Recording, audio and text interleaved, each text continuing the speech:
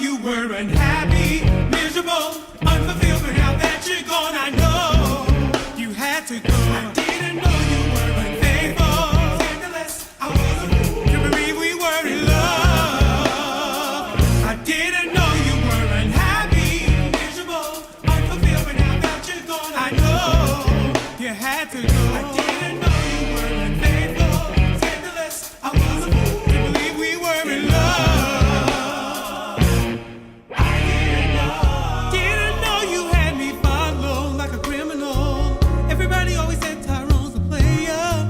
Like you, they're wrong. I gave the best to me, so why can't you see it's you?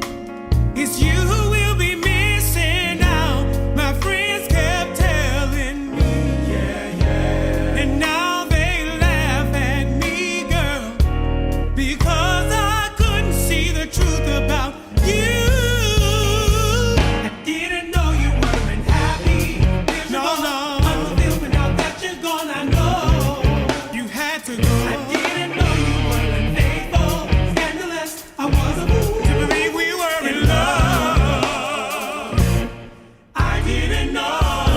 Stop running around telling your friends how I did you wrong. The same old song is all coming out your mouth. Don't be coming at me with your ridiculous pleas and rationality. Girl, please stop trying to run this game on me. Revenge is my best friend now.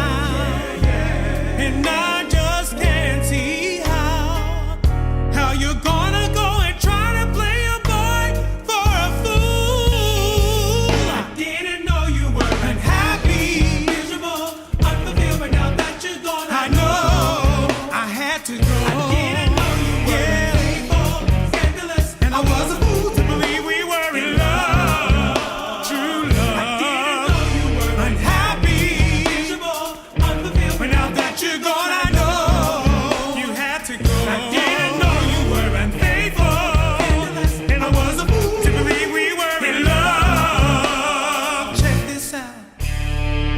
You did me dirty, so why do I miss you? Purposely hurt me, and yet I wanna kiss you. You did me wrong, and yet I still think of you. I hate I love you, I hate that I love you. So you did me dirty, so why do I miss you? Why do I miss you? Hurt me, and yet I wanna kiss you. You did me wrong. You did me wrong. Yes, yet I still think of. I hate I love. I hate I love you. I hate that I love you. The Bible tells the story of how earth was created and the start of humanity. It says that man was created in the image of God, and then after finding that man was lonely, he took a rib from Adam and created Eve. However, it has been suggested that there is a part of the story that was not told in the Bible. The first woman was Lilith, not Eve. Lilith is said to be the first woman in the world and was created by God at the same time he created Adam. It was said that Lilith was then banished and rejected by God after it was found that she was stronger and more intelligent than Adam. She would not obey the commands of Adam. Lilith was said to go against the traditions of the church, that women must obey men and that women were in a lower position than men. Lilith had been a woman who had a character that was firm. She was intelligent and seemed to be superior to Adam. However, Adam was more dominant and had a carnal appetite. In intimacy, Lilith demanded that Adam be on her and she could be on him, but Adam refused. This was said to have caused conflict. It was suggested that Lilith ran straight into the arms of the devil. It was said that all creatures lived in the Garden of Eden and that there were demons. Lilith left Adam and went to Samuel, an archangel who was known as the accuser, seducer, and a destroyer. It was rumored that Lilith bore his offspring, so God cursed her with the generation that procreated with Samuel. It was rumored that Lilith liked the man's reproductive liquid very much, and all the liquid of a man that does not end in the matrix of his wife is hers. In other words, all the seminal liquid that a man finds wasted throughout his life, whether by adultery, by vice, or in sleep.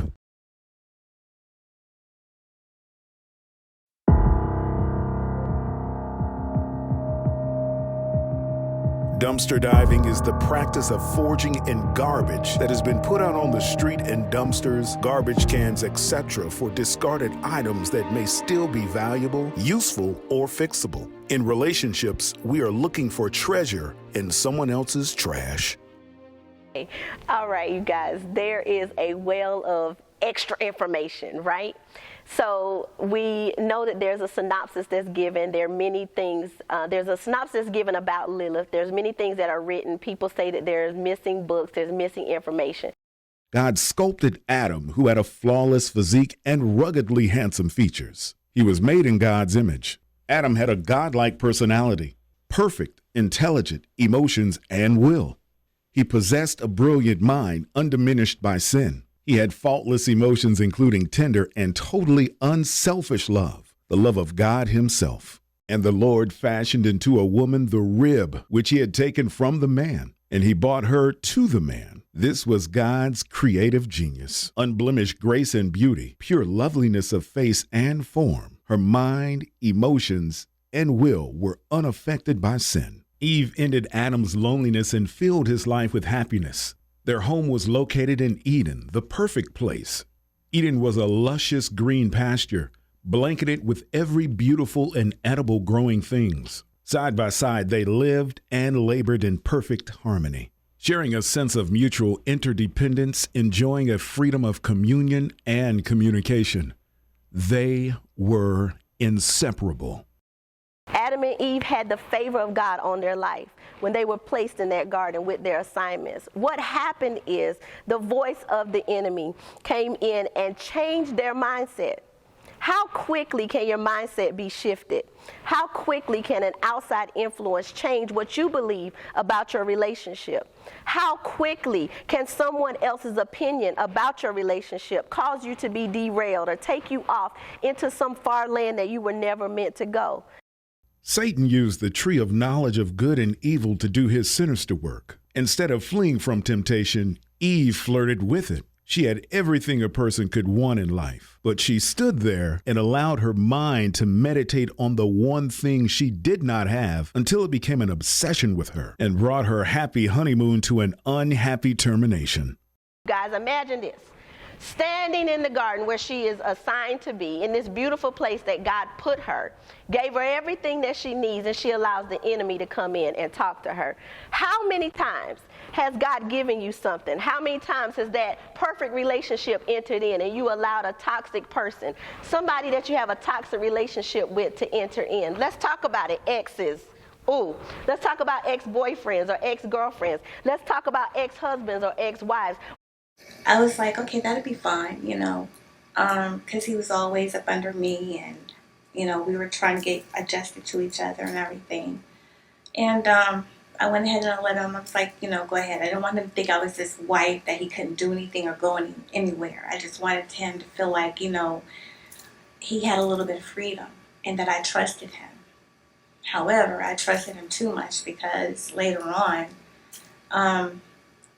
I guess a woman has this intuition when she knows when her husband or her boyfriend or her significant other is doing something that he shouldn't be doing, and you start trying to investigate things, and most of the time you find things. And I started finding numbers of different women, and it was just a lot of cheating and a lot of lying.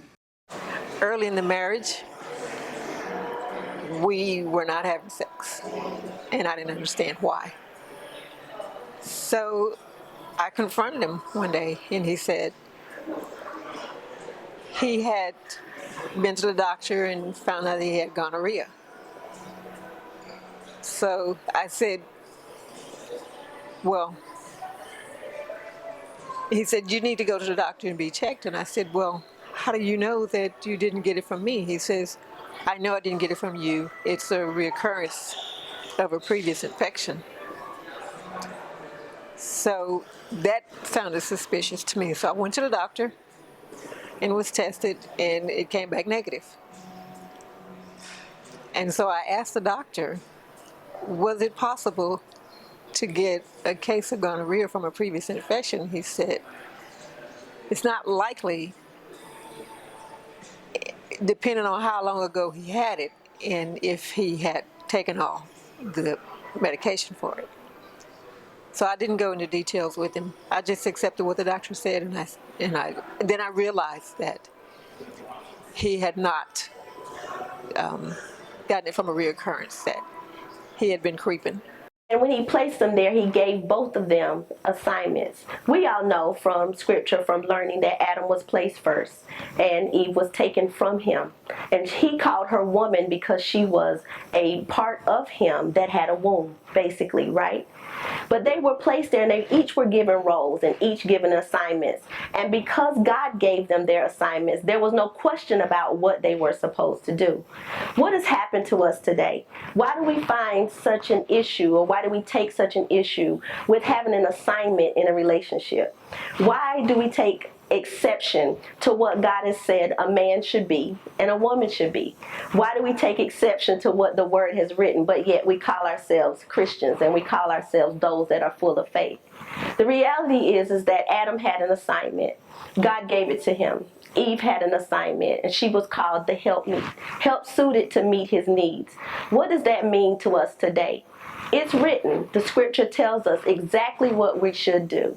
And the thing that we must understand when we're talking about the healing process and we're talking about toxic relationships and how do we eliminate it in the kingdom, how do we eliminate it in society, we have to take responsibility, which was one of the things that we found in scripture that no one was willing to do. Sin is accompanied by disastrous consequences, whether or not we're willing to accept the blame for it. Adam blamed his part of the tragedy on Eve and God. The consequences were almost more than Adam and Eve could bear. For Eve, the pain of childbirth would be a reoccurring reminder of sin. In addition to that, she would experience an insatiable yearning for a husband, a piercing desire for his time, his attention, his affection, and his assurance. Her need would be great. Her sinful husband would seldom be willing to meet it. Adam and Eve, much like many people, found themselves in a predicament, in a position where their relationship started out, it was everything that God intended. It was just as it should be written. And then all of a sudden something enters in. We understand that from scripture and from reading scripture, from learning, that it was sin itself that entered into the earth. What do you think sin brought with it? It brought with it toxicity. It brought with it negativity. It brought with it blame. It brought with it shame. It brought with it pointing of the fingers. It brought with it accusatory accusations, and it brought with it all of the negative things that we see and that we develop in relationships. Why? Because it's in our DNA. It comes from the beginning. It comes from what was written. And we have to understand as individuals that just like Adam and Eve, we start out wonderful. We start out good, but something enters in. Something comes from the outside. Something starts from somewhere else. And just like a cancer, if we don't stop it, it spreads. And we find ourselves dealing with toxic relationships. Toxic relationships is any relationship that is unfavorable to you or yours. The foundations of any relationship, healthy or not, are most commonly established upon mutual admiration and respect, but can, in time, become remarkably unhealthy. Like my parents were in a toxic relationship. I mean, I was young during that time, man. I don't know. Like, I don't recall, What I do remember is I live in a two-parent household, but it's not like I know if it was any harm done in between the two. I don't know. Like, I can't sit here and answer that question. But growing up, looking back on it, like after everybody was dispersed, gone, divorced or whatever, like I seen some things, and if you say that's toxic, then yeah, that was toxic for me to see. Cause even when I think about like love now, like I didn't grow up, with, my mom being in a relationship, seeing my dad, been married 2 times. Like, all I know is a man being with multiple women, but it's like, it's not always with the one you would say you would want to be with, put it like that. So, I mean, if that's all you know and that's all you see, you gon' transition and do the same things you seen your people do. You see what I'm saying? there's some of the just the back and forth, like, yeah, you know, your mom putting words in your mouth, your dad putting words in your mouth. It's just, yeah, I wouldn't say you put a child through that. That shit was whack. Man, I can say how I felt when that certain person cheated on me, man, and you know, and I thought about all the things that I've done wrong, that I had done wrong, that wasn't right. But when I actually found out that she had cheated on me, you know, it felt like a dagger to my heart, man. You know, actually, at the time when I found out, I was incarcerated, and I went to the phone. I made a phone call because I had been hearing some things, and when I called, you know, she confirmed it. You know, she asked just that she didn't want to talk to me no more, leave her alone, and she wasn't returning none of my letters. How really I felt like things was not right then, but it just felt like a dagger in my heart, man. You know, just felt like, you know, how could she do that to me? Toxic relationships. When the relationship between two people is toxic and dangerous, they are slowly destroying each other, but they don't even see it. They are unhealthy for each other, blinded by their romance. A kind of abusive relationship. A toxic relationship is poisonous to the individuals emotionally and spiritually. I would have to say the verbal abuse was getting more direct. Before, it was more indirect. You can imagine going to places and the person you with compliment how beautiful another woman is. Or you'd watch a movie and they would compliment, you know, how they look. Or they would compare you to previous relationships. So it was like, oh, okay. And of course, I was nothing like anybody I could tell he ever dated from knowing his baby mamas. So I apologize if that's the wrong terminology, but that's all I know. I was nothing like the ones he knew as baby mamas. I was way different. I knew nothing about street life, thug life. None of that made any sense to me. None at all. So to me, it was the verbal abuse became more direct. The name calling, the silent treatment. Or as I advanced in my career, I knew I could never tell him that I got a promotion or I got an escalation. I could never do that. It was immediate shutdown, immediate. So I knew at that moment, I said, okay, this is not going to work out well. And it reminded me of a conversation my dad and my granddad would have with me when I was little. They would say, Teresa, unless you marry a man that make more money than you or the same as you, it's going to be a problem. I'm fresh out the military, and I decided to go to barber school. And while I'm going to barber school, I was feeling kind of arrogant, so I was trying to be a player in the school. And then one day I met this one lady, and I thought she was the baddest thing in the school. So I started dating. She played hard to get, and once we got serious, and I decided to make it 100 with her, it seemed like she started falling back towards me. And then one day she ended up pregnant, and she ended up having twins. And as soon as the first baby was born, I held the little boy, and I already knew right then the baby wasn't mine. So then she had to have a cesarean and had a second child. And I was there for that. And they asked me if I wanted to sign a birth certificate, and I wouldn't do it. So for 8 months, these twins, she had put my last name on those twins. So I went through a lot of judicial trouble behind this girl. I almost got kicked out of barber school behind this girl. So finally, I just gave it all up, and I called my mother, and me and her, we prayed, and we asked God, forgive me for everything I did, because every girl I played, that one thing she did to me went through my mind. So I ended up getting a blood test done on the low-low.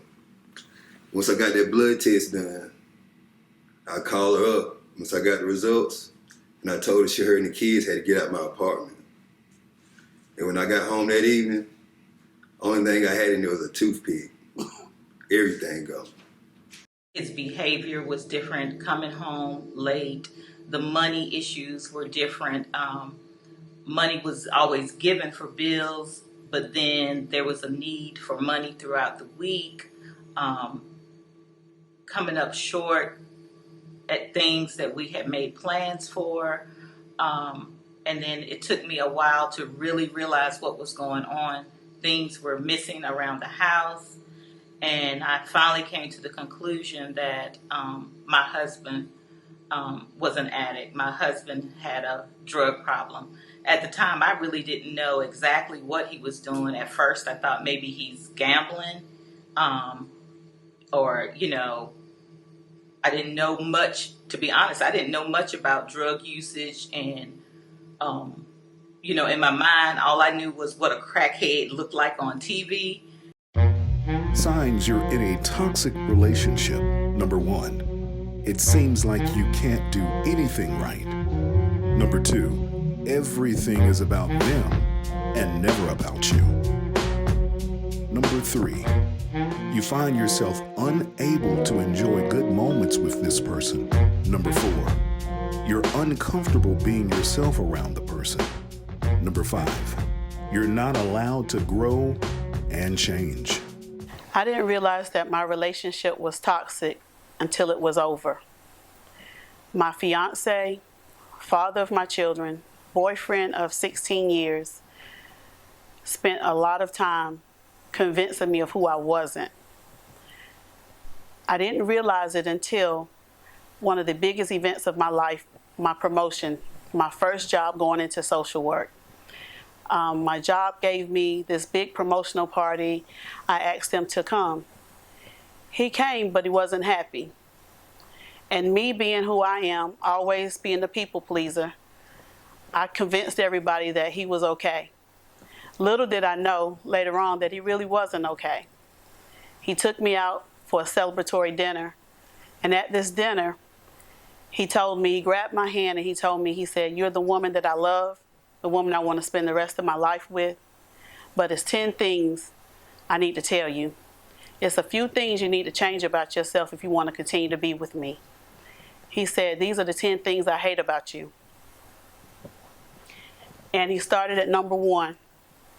He said, number 1, he said, "You're not submissive enough." By this time, I'm in shock. My heart is broken. I'm just stunned. He went on to number 2, number 3, number 4. By this time, I had completely spazzed out. I went somewhere else mentally. I was crushed, but he went on to tell me if I made these changes, that I would be the perfect woman for him. This Negro gonna tell me, "Baby, I done put you on, and when I got with you, you didn't have shit. I bought you these cars. I put you in this house. A double wide trailer? That's what you put me in? And wouldn't allow me to buy the curtains? We got foil on the window? And you talking about, well, that's how we do it in Louisiana. We just put foil on the window. So that's what you got me on?" Toxic masculinity. It refers to the socially constructed attitudes that describe the masculine gender role as violent, unemotional, and sexually aggressive. When I was a little girl, I want to say I was about maybe between the ages of 6 and 8. And I was at a family member's house. And I went into the back room. And in that back room was a family member. And while I was in the room, he pulled out his private card. And he showed it to me. And he wanted me to fill it, and I felt it. And then he wanted me to get on the bed. He never penetrated me or anything in that manner, but he did go down on me. And I want to say it happened twice. So, for example, in premarital counseling, I might have John and Sue. And so when they come in, nothing's wrong. They're happy, they're in love, they're ready to get married, and there's some toxic things that have not been discovered. So as we have talked and we've done a clinical assessment, I've assessed that maybe Sue was raped. And so with her being raped, she never thought that she needed to tell her fiance that she was raped. And so that is significant. Why? Because being raped can cause some toxic behavior. Not saying it will, but it can. These are the things that we definitely need to know from the onset of premarital. Now, John grew up in a home where it was domestic violence. So domestic violence, he witnessed it. So when he witnessed his dad hitting his mom, that is his instructions, potentially, of how to be a husband, as well as it can be how to be a father, too. So with that level of violence, a lot of research will tell you is that if I grew up in this type of household, it's a big chance that I might be a perpetrator. Toxic masculinity is used in psychology to refer to certain norms of masculine behavior that are associated with harm to society and to men themselves. How she should be careful about how she treat men. I told her to never get physical or hit a man because chances are the man will retaliate and hit her. Traditional stereotypes of men as socially dominant, along with related traits such as misogyny and homophobia, can be considered toxic due to the promotion of violence, including sexual assault and domestic violence. For example, bullying. I had my daughter at the age of 16, and that was when our relationship really started to change. I noticed that he became more and more distant, and I started seeing him less and less. And when I did see him, we seemed to be fighting more.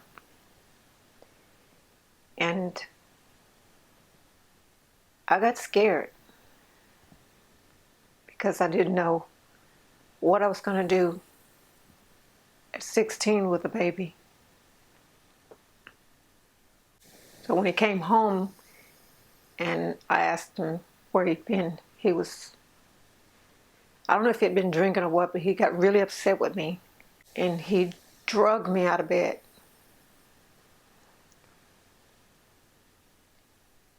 And threw me to the floor. And he hit me. And my baby was in the next room asleep. Men who adhere to traditional masculine cultural norms such as risk-taking, violence, dominance, primacy to win, and pursuit of social status tend to be more likely to experience psychological problems such as depression, stress, body image problems, substance abuse, and poor social functioning. I'm asleep and I'm being awakened to being thrown across the room. Like literally just snatched out of the bed and thrown across the room.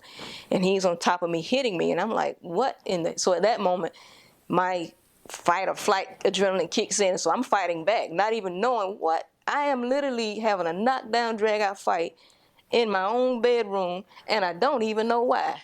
The effects tend to be stronger in men who have emphasized toxic masculine norms, such as self-reliance, seeking power over women, and sexual promiscuity, or playboy behavior, and the role of trophy hunting sexual behaviors. I've had multiple women at a time. I probably slept with 5, 6 different women a day. Every day. You know, I still wanted to be in the streets. I still wanted to do Michael Earl and do my thing.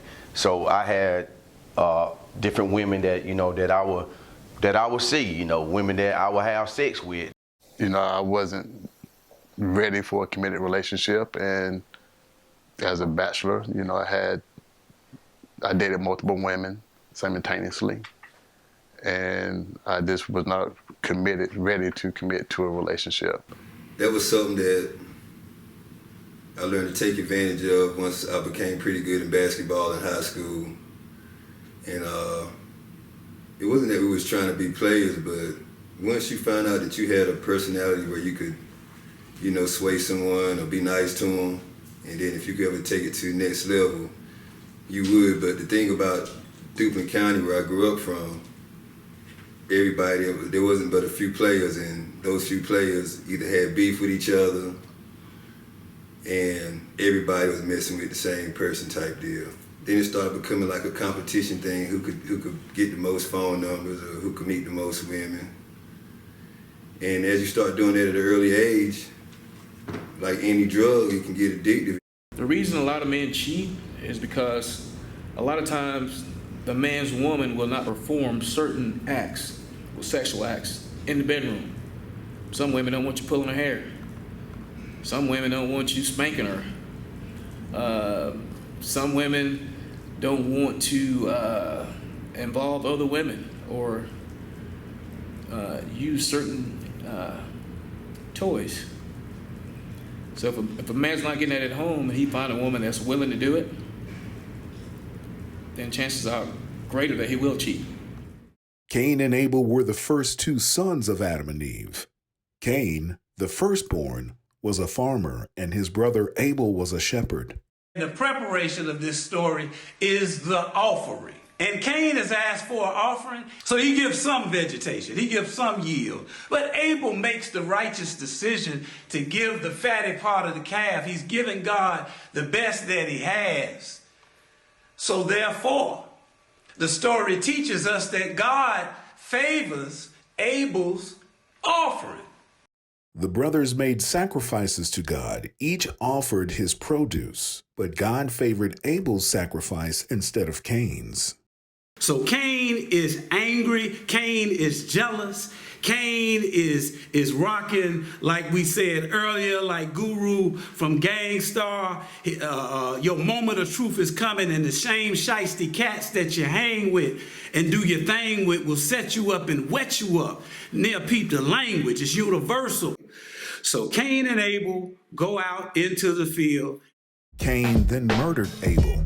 When Cain realized what he had done, he was more concerned that someone might have seen what he had done than feeling sorry for his brother's death. God punished Cain by condemning him to a life of wandering. Cain was rumored to be the originator of evil, violence, and greed. Cain was the first human born, and Abel was the first to die. Toxic families are families where there is mental, emotional, physical, or sexual abuse. In toxic families, there are different situations, each with its own considerations. Toxic family dynamics can be hard to recognize. Any behavior or scenario that makes you feel unloved, unwanted, or even just bad about yourself is most likely not a healthy one. All families struggle, but members still feel loved, supported, and respected. My toxic relationship is with my brother. It's been going on probably since birth. You don't know someone don't like you until I guess you get older. Until I was around my brother, I just felt like I was not good enough. So my relationship with my father, who is now deceased, he actually passed in 2016. It was always a toxic relationship. I was his third child, but my sister and I had the same mother. I was raised with my sister, and he had 3 other children out of wedlock. He and my mother divorced when I was very young. I was under 10, and I remember going from a home with a white picket fence to a 1-bedroom apartment because of my mother leaving my father. She found out he had another child that was less than a year older than me. And my son, on the other hand, he was always just the good guy, this popular guy, never had a whole lot of girlfriends. One night, I'm in the bed, and all of a sudden we get a phone call. My son calls me and says, Dad, I need for you to come up here. I said, why, what happened? He said, the girl's father and mother came up there, came to the school, asked them to go for a ride with him. They do. They get him somewhere in Durham, he didn't know where it was at. Father pulls out a gun on him, makes him get out of the car, puts the gun to his head, telling him, you ain't this, you ain't that, you're not gonna do my daughter, you're not gonna have my daughter, all this kind of stuff. So left him there. Left him in the middle of Durham to walk to get back to campus the best way he could. She was married once previous to me, had a child with him. She was married again to a different gentleman, had a child with him. So here I come in to a ready-made family. I adopted her youngest. Within a year of the adoption, she wanted a divorce. You know, we make decisions that affect us, but we really don't look at who they're really affecting. So this toxic marriage has manifested into a toxic father and daughter relationship. Signs that you grew up in a toxic family. Number 1, you neglect your own emotional needs. Number 2, you are terrified of manipulation. Number 3, you have difficulty trusting others. Number 4, you second guess your relationships with your family. Number 5, you lack a strong sense of identity. Number 6, you feel perpetually infantilized. Toxic love is typically associated with strong highs where both parties feel jubilant and passionate, and the lowest of lows, often resulting in depression and generally feeling stressed for long periods of time. What are you doing? Come on, you going through my phone again? Yes, who is sharing? Sharing who? Text message. Ain't nobody texting me. You keep going through. We keep going through this. You keep doing the same thing. I'm not trying to. This is the second time you've done this. Listen. Hey, baby. Baby, who you talking about, baby? I ain't saying no baby. That's what only baby I have is you. That's what the text message said. Nah, you reading it wrong. You reading it wrong. Who is sharing? There's nobody such thing as sharing, baby. Yes, it is. Me. You're lying. Why I gotta lie for? Because I just saw the text message. You ain't see shit. I did. You gonna sit right here in my face and lie. I'm not sitting in nobody's face and lie. For one, it's nobody named Sharon, and you gonna do my phone again. There's no reason for that. I'm gonna ask you one more time. Who ask is me Sharon? what? Who is Sharon? A list of signs of toxic love. Number 1, chronically second-guessing yourself and doubting when you're upset with your partner. Number 2, making excuses to friends and family members about your partner's poor behaviors. Number 3, taking yourself away from your own feelings. Number 4, anger that never seems to get resolved when you communicate with your partner. Number 5, constantly trying to fix things in the relationship, working overtime to please or make things right, feeling guilty and working to make amends about things that really may not be your responsibility. We then began to speak to one another with ill feelings and with regard that was very careless and reckless. We began to curse at one another. We began to call each other names, and we began to devalue each other. This eventually led to this particular young lady having an additional relationship, unbeknownst to me, with one of my personal close friends. I opened that damn phone up and I held that phone to my ear and I didn't say shit. I heard another voice on the other line say, "Baby." And then I said, "Who the fuck is this?" And she immediately hung that damn phone up. I, of course, tried to call her ass back. I said, "You know what? I'm dialing that damn phone like hell to call her back." And of course, y'all know she was scared. She ain't answer. But there was everything laid out on the damn phone. Damn sex messages, text messages, all this shit. Meet me at room 102. It got to a point where I refused to talk to her because a lot of profane language, name calling. And this is not how I was brought up. I was not brought up in this type of environment. I've never seen my mom and dad argue. I've never seen my dad or mom curse at one another. I've never seen my mom and dad raise their voice at one another. So being in this toxic relationship where I'm calling out my name, I'm being referred to as a nigga, constantly cursing, it put me in a place where for the first time in my life, I want to put my hands on her. So when talking about toxic and unhealthy relationships, I always try to deliver a message that says love does not leave bruises. But even in that, you have to think that there are always two parties. There is the participant and then there is the perpetrator, right? And so when you talk about love does not leave bruises, you have to understand that a bruise is an indication that something has gone wrong. It is an indication that some type of trauma has occurred. David was one of the remarkable men of the Old Testament. He was a capable musician and beloved poet. He excelled as a military leader and king, and a man after God's own heart. He was an exceptional religious leader. Yet, in spite of his illustrious achievements, Israel's greatest king was not without some grievous faults, not the least of which was his shameful conduct with Bathsheba. And the Bible even tells you that David grew up to be handsome. It says he was breathtakingly handsome. So when he was young, nobody identified that. But now he's the man.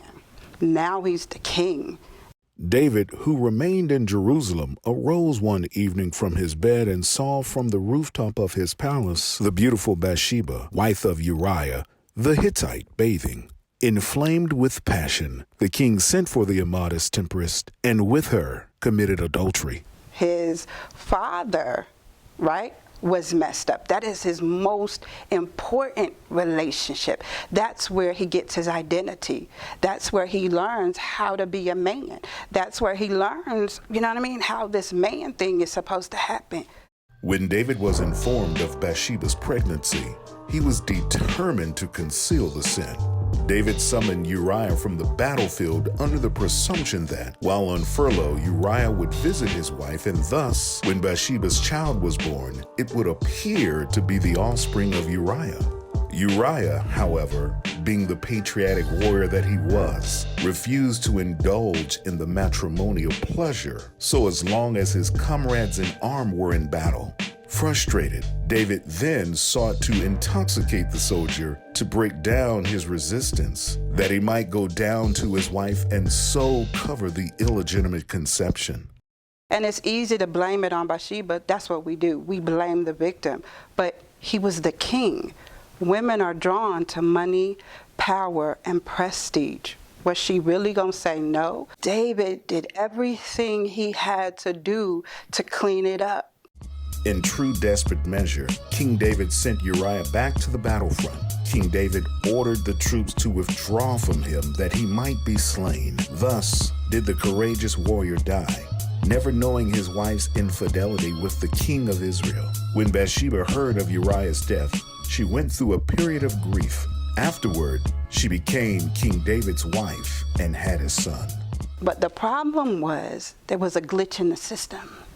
Something was missing in its foundation. It's just like building a house. You cannot build a house on a cracked foundation. If you attempt to build that structure on a foundation that's cracked, it will not properly sustain the weight of whatever it is that you pour on top of it. So that's why David was running after all these women. He had all these wives. That's why David had this issue with Bathsheba.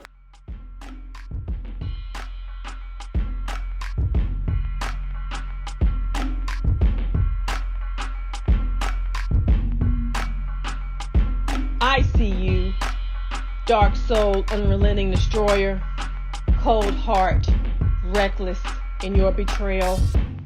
No thought of who or how you hurt, thoughtless discard, careless abandon, dark soul, cold heart, devoid of feeling, ruthless in your deceit, no longer in disguise. I see you.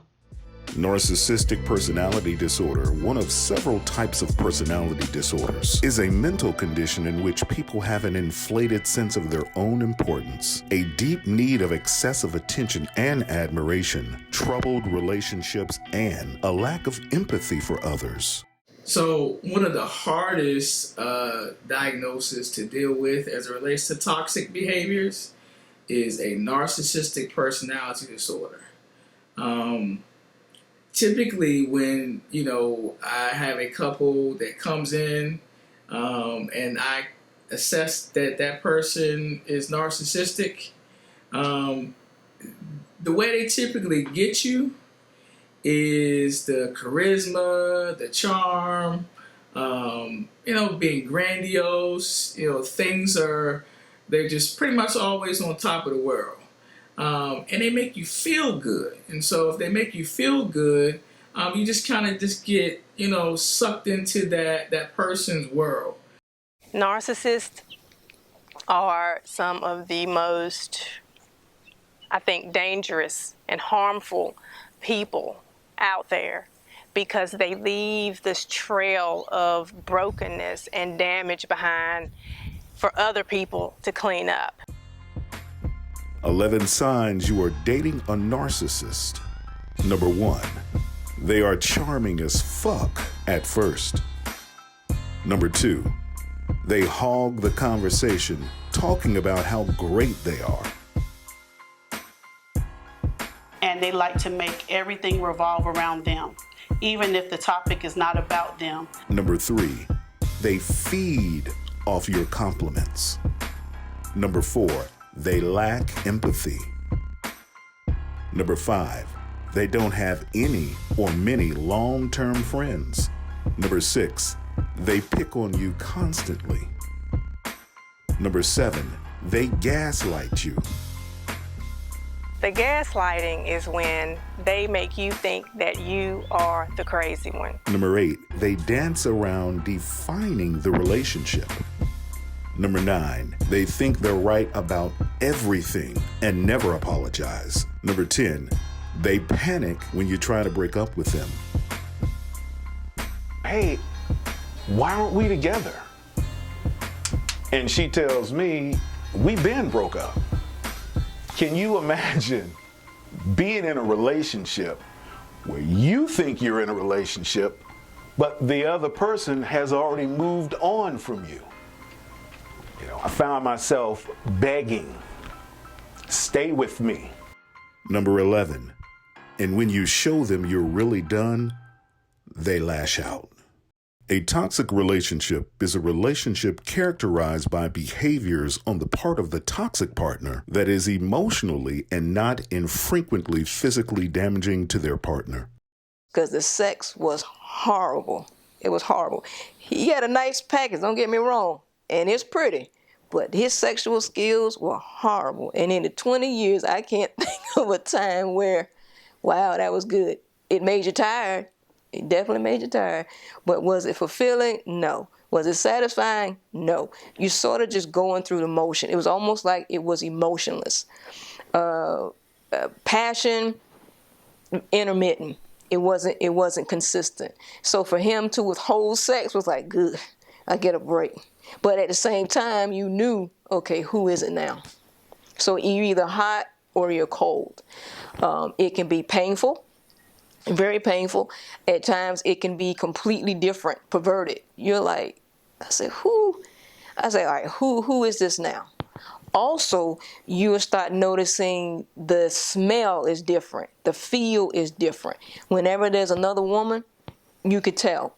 A toxic relationship is characterized by insecurity, dominance, and control. Introducing the toxic specimen.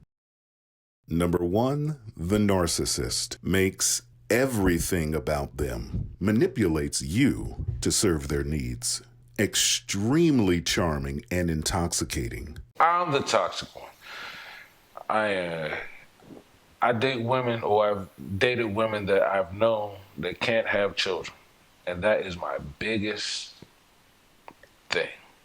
I've broken up with good women. I know they were wifey material. I know I should have married them. It's all about self. They will make you feel like they are the best thing that ever happened to you. And your job is to elevate them and make them feel good. The manipulator, they spend most of their time trying to sway your opinion to agree with them. They will always constantly tell you that they have a better way of doing things, their idea is better than yours, and you should try their idea first. Number 2, the heart collector, considers having multiple partners a cool trait, emotionally unavailable, lacks empathy. You do things that your head is telling you different from what your heart is telling you. I felt that all my life I've been, for lack of a better phrase, Captain Save-A-Ho. Do I do these things that I do? Then I think back to when my dad used to tell me stories. My father used to tell me these stories, different women he used to sleep around with, different women he used to mess around with, cheerleaders, flag girls, sorority women, all these women. Mess around with all these women. Then on campus, my mom came along. Messed around, got my mom pregnant. Then my mom told my dad, "Hey, I'm pregnant." My dad cussed my mom out, called all types of names out of her name, and basically said it's not mine. It's not my kid. Number 3, the chess player, plays a long-term game, asks for support from you. They disappear when you need something, uses people to get what they want. Eventually, like I said, 8 years later, I actually remarried this man. And the amazing thing is that, it seems so bizarre. Nobody really could understand it. I had a few friends that could understand, but most people couldn't understand how could you return to this man, this toxic relationship. And so for me, what is so interesting is, for me, it was actually Freeman. We remarried, and in less than a year, the marriage ended. After my ex started going to church on a regular basis, he became very involved in the church, and the pastor would call on him for this or that. After we got divorced, my pastor, just out of the blue, one day called me and says, "Hey, how you doing?" I said, I'm good. How are you?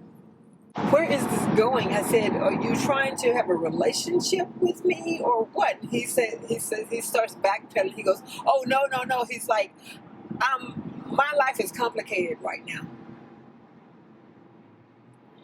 So I said, "Well, I think it's best that you don't call me again." I was telling my girlfriend this story, who she seems to know a lot about him, and she starts telling me about all these women in the church that he apparently has had a relationship with. And mind you, he has been married and divorced 4 times.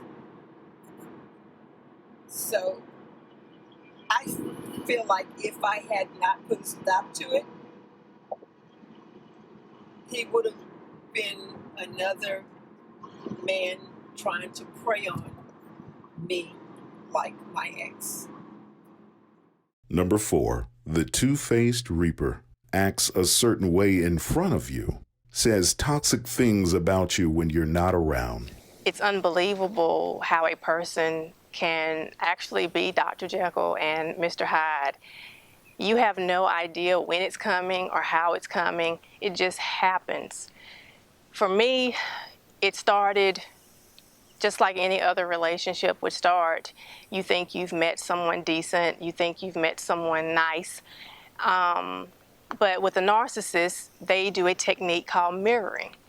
What they are doing is they're mirroring you. They are looking at your great qualities and all the characteristics that make you a good person. They know that that's important to you, so they mirror that back to you, giving you the impression that you have met your twin flame or soulmate. Number 5, the dark friend, Acts as a caring friend. Trade your loyalty for respect with other people by backstabbing you. Narcissistic supply is whatever they need from you. It could be a place to stay, it could be money, it could be just someone to give them love or to respect them. But whatever it is that they need, they seek out people who they know they can get that from. Once that supply has been met, that's it. And they do what we call discarding. And you're literally discarded as if you were a piece of trash. Number 6, the planter. Cleverly plants dark ideas in your mind and playing mind games. My parents had gotten divorced or had broken up, and I wanted my daughter to have her father in her life. So we got married, and 3 months into the marriage, he told me that he had still been seeing this same woman, and that she was pregnant by him again.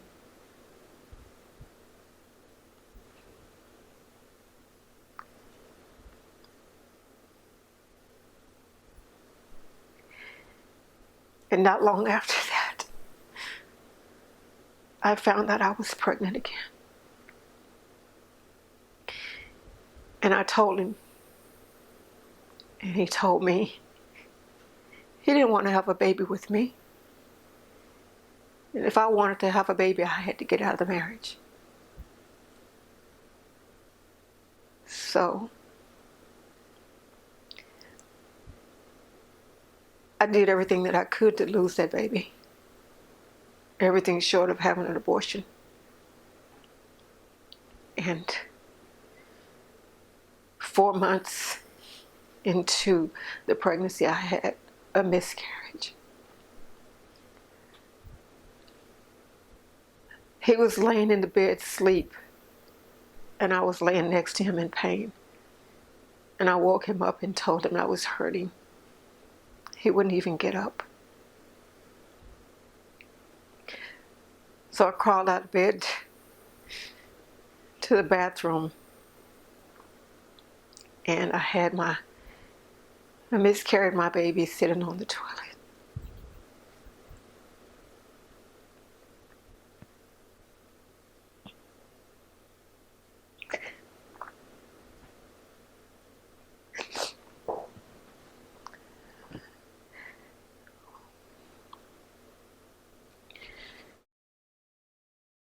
Dumpster diving.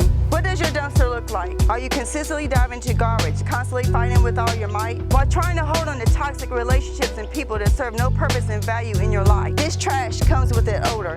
The stench draws flies and maggots.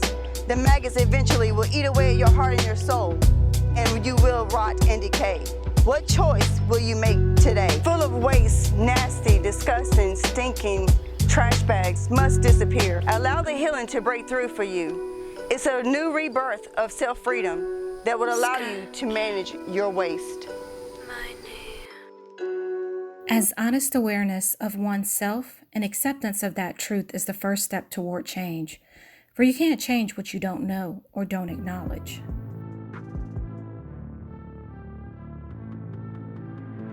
Getting out if you're stuck in an unhealthy relationship.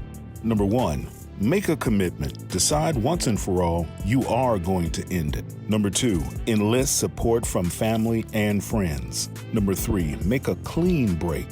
Number 4, don't try to be friends. Number 5, don't feel you need to rescue your partner. Number 6, fill the void. To serve and be served. But in order for that to happen, you must serve yourself first, because you cannot impact someone else's life if your life is in shambles. And most of the time it comes from learned behavior or others who have inspired you to make decisions that you now realize are not the ones you're wanting to make. And in life and in a relationship, those things are built on just that.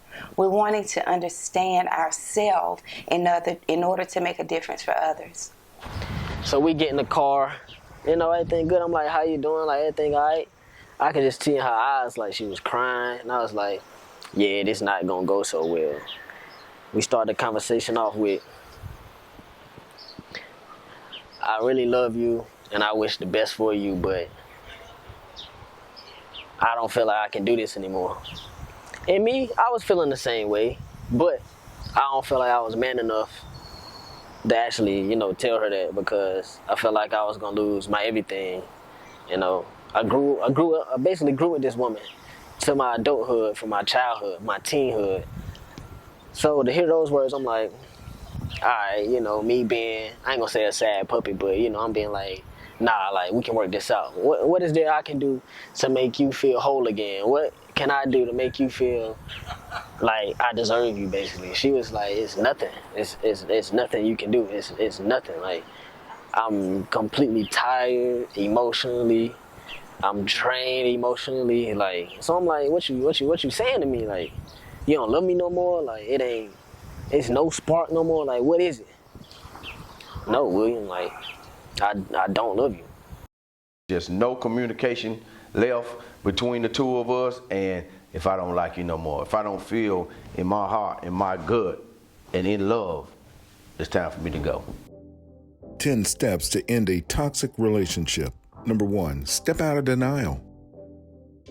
Think that you got something good, and then you find out, shit, you in the dumpster.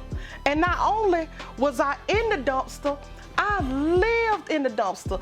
Number 2, keep a journal of emotions. Number 3, identify the perks. Number 4, fill the hole. Number 5, surround yourself with positive friends. Number 6, drop a note to yourself. Number 7, bribe yourself. Number 8, heal the shame. Number 9, repeat affirmations. Number 10, allow some rest. We need to step back, reset, replenish. There is this constant demand on everything of ourselves that we forget that we need to step back, reset, replenish, rejuvenate our spirit. And that's why I like coming out to the forest, because all of the natural sounds, I get to unplug from my daily busy lifestyle and get back to who I am at my core. Cognitive dissonance is the psychological theory that describes the discomfort that results from holding 2 or more opposing beliefs, and you likely experience it when rationalizing. Cognitive dissonance can result when you and your husband or wife have different views, attitudes, or behaviors. Understand the cognitive distortions. If they're irrational thoughts, that means I can't have a rational conversation with an irrational person. There were decades of bad relationships, and that led to something that I did, that I was a part of, that I can never really, I've been trying to live down, that for the longest haunted me and affected me. Had a relationship with a friend's girlfriend, live in. That's the unthinkable. Lost a lot of associates and friends over this.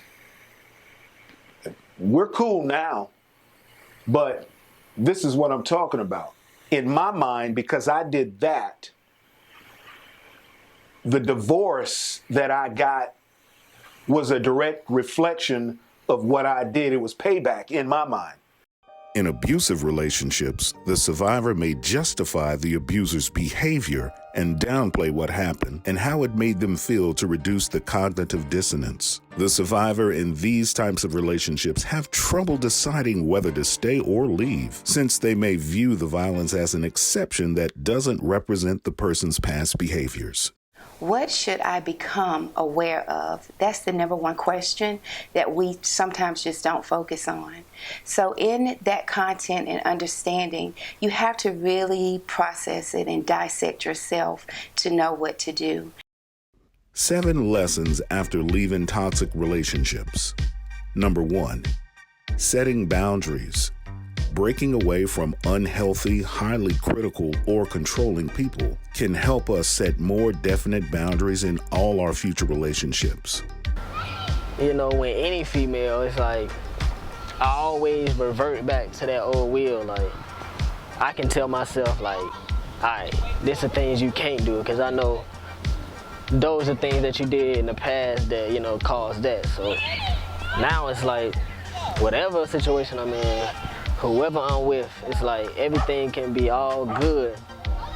But it's like dumpster diving, like I'm diving into something, trying to find something, find a need to get, just so I can bring it back to the counterpart that I'm with now. Number 2, focusing on self-care. So I like to get people to focus on the relationship that they have with their self. And that can be one of the most toxic relationships that we have.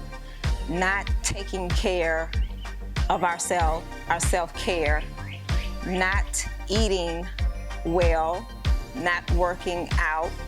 So when we are stressing and putting other people's needs before our own and taking care of everybody, that is creating a toxic lifestyle. Number 3, appreciating the good relationships. Number 4, practicing compassion. Number 5, trust your intuition. Number 6, embrace change. Number 7, trust yourself. See, I went through a terrible time in middle school and in high school with people always thinking I was something that I didn't even think I was. Oh, you think you're pretty. Oh, you think you're this, or oh, you think you're that. Or I had issues with older gentlemen, older guys looking for sex, basically, and finding it because I didn't know what love was. So there I am, giving myself to them, not understanding what I'm doing. What was I doing, you guys? Diving into a deep, deep, dark hole, pulling all of this negativity into my life, looking for understanding, looking for love, trying to find the truth. But I'm telling you, it doesn't matter today. None of it matters once you've sought your healing, once you've done the work, once you've gone through the process, once you've fought for what you know and what you believe. None of it matters, because healing is for everybody. Positive lifestyles are for everybody. Health is for everybody. All it takes is a little dedication and some work from you. God has it for you. Go out there and get it. Be bold about it. Find your truth. Live it. Never lie about it. Show it to others, because it's through our testimonies that others overcome. Dear woman, I apologize how I treated you from the beginning of time, how I manipulated you throughout the years, lying in your ears, causing those forever tears, having sex with you without the love, abandon the family after the support order from the judge. 1 woman, 2 woman, 3 woman. This is how I was taught to be a man. Toxic masculinity, false sense of self, saving the same woman from her repeated past, looking for love in the trash. Please forgive me for the original sin. I wish I had the opportunity to do this dumpster diving all over again.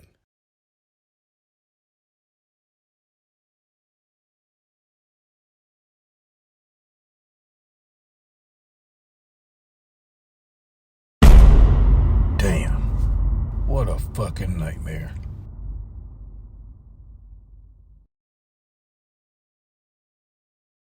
I didn't know you were unhappy, miserable, unfulfilled, but now that you're gone, I know you had to go. I didn't know you were unfaithful, scandalous, I was a fool, can't believe we were in love. I didn't know you were unhappy, miserable, unfulfilled, but now that you're gone, I know you had to go. I didn't know you were unfaithful, scandalous, I was a fool, can't believe we were in love.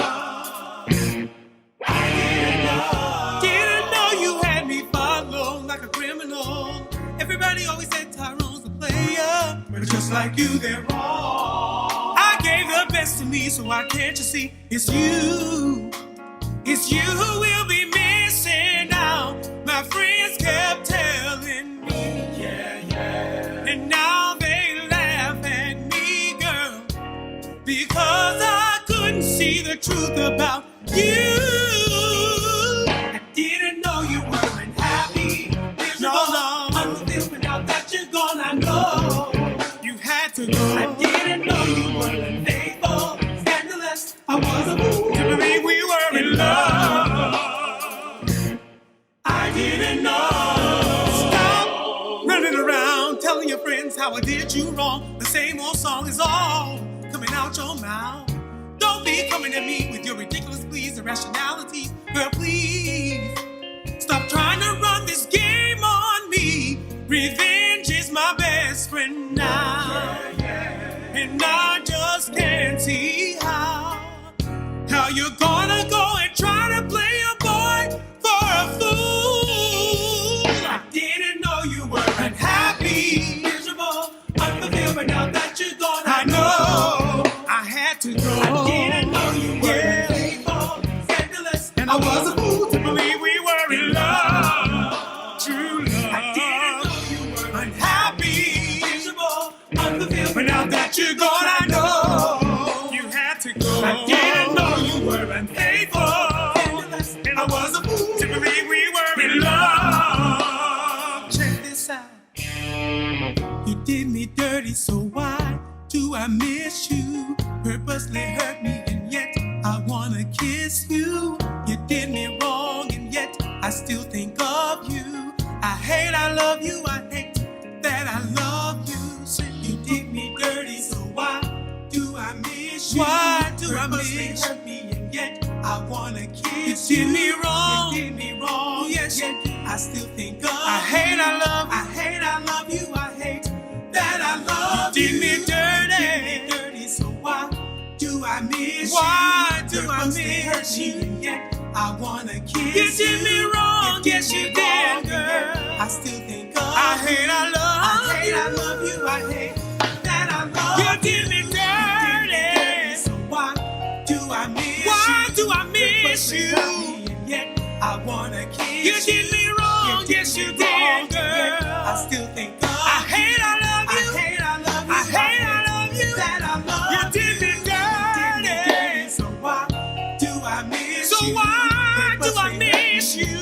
I wanna kiss you. You did me wrong, yes you did, girl, yes you did. I hate I love you, I hate that I love you.